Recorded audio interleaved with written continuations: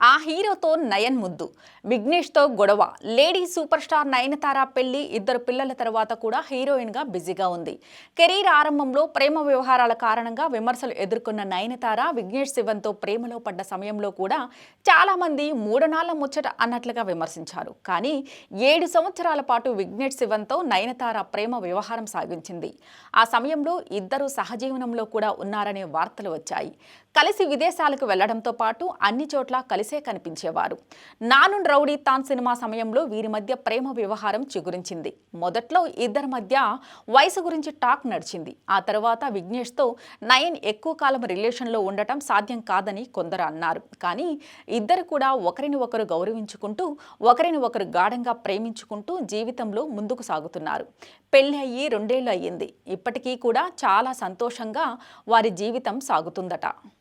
తాజాగా ఒక ఇంటర్వ్యూలో విఘ్నేష్ శివన్ తమ రిలేషన్ గురించి, తమ ఫ్యామిలీ విషయాల గురించి ఆసక్తికర వ్యాఖ్యలు చేశారు. మా ఇద్దరి మధ్య ఎలాంటి భేషజాలు ఉండవు. ప్రతి విషయంలో కూడా ఒకరిని ఒకరు సమర్థించుకుంటూ ఉంటాం.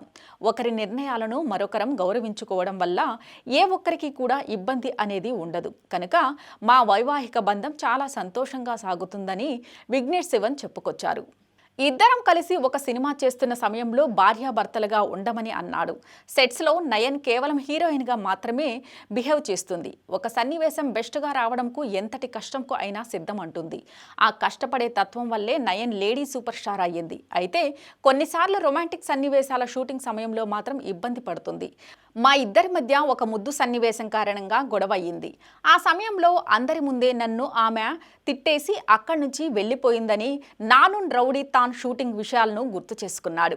నానున్ రౌడీ తాన్లో విజయ్ సేతుపతి, నయన్ల మధ్య ఒక ముద్దు సన్నివేశం ఉంటుంది. ఆ ముద్దు సన్నివేశం షూట్ సమయంలో నేను ఆమెను కాస్త ఎక్కువగానే విసిగించాను. పలుసార్లు రీషూట్కి వెళ్దామన్నాను. ముద్దు సన్నివేశంని ఇంకాస్త క్లోజ్గా చేయమని, ఇంకా క్లోజ్గా విజయ్ సార్కి దగ్గరగా ఉండమని నయన్కు నేను చెప్పాను. ఆమె ఆ సమయంలో ఆమెలో అసహనం కనిపించింది. నన్ను సైకో అంటూ అందరి ముందు తిట్టి వెళ్ళిపోయింది. ఆ తర్వాత మళ్ళీ వచ్చి షాట్ను కంప్లీట్ చేసిందని విఘ్నేష్ ఆ ఇంటర్వ్యూలో చెప్పాడు. ప్రస్తుతం ఆయన మాటలు వైరల్ అవుతున్నాయి.